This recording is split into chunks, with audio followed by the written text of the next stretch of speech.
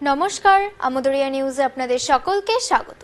আমি আবৃত্তি হাজির হলাম বেশ কিছু গুরুত্বপূর্ণ খবর নিয়ে। যুবকের কম্বলে মোড়া লাশ উদ্ধার রবীন্দ্র সরোবর স্টেডিয়ামে। বৃহস্পতিবার সকালে প্র্যাকটিস করতে এসে মাঠে কম্বলে মোড়া এক যুবককে অচৈতন্য অবস্থায় পড়ে থাকতে দেখেন স্থানীয়রা। হাসপাতালে নিয়ে গেলে তাকে মৃত বলে ঘোষণা করা হয়। দেহ ময়নাতদন্তে পাঠানো হয়েছে। সেই রিপোর্ট এলেই জানা যাবে মৃত্যুর আসল কারণ। তবে ঘটনাটি ঘিরে শোরগোল পড়ে গিয়েছে সেই এলাকায়। আসছি পরবর্তী খবরে। চালু হলো মেচিপাড়া চা বাগানের কাজ, খুশি চা শ্রমিকরা। আলিপুরদুয়ার জেলার অন্তর্গত কালচিনি ব্লকের মেচিপাড়া চা বাগান পুনরায় চালু হলো। গত 9 জানুয়ারি থেকে বাগানটি বন্ধ রাখা হয়। শ্রমিকদের সাথে আলোচনা করে অবশেষে তা পুনরায় খোলা হলো।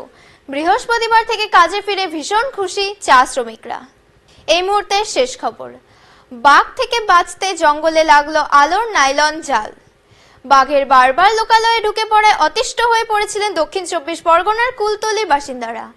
এতদিন বাঘের হামলায় অনেকেই জখম হয়েছেন। অবশেষে তার সুরাহা করল দক্ষিণ 24 পরগনার বন দপ্তর। তারা জঙ্গলের সীমান্তে থাকা নাইলনের দড়িতে নীল ও লাল আলো লাগালেন, যেটা জ্বলতে দেখলেই বাঘ ভয়ে জঙ্গলে ফিরে যাবে। এর ফলে বাঘের জঙ্গল থেকে বেরিয়ে আসার প্রবণতা অনেকটাই কমবে বলে আশাবাদী বন দপ্তরের আধিকারিকরা। আজ এখানেই শেষ করছি, সবাইকে ধন্যবাদ।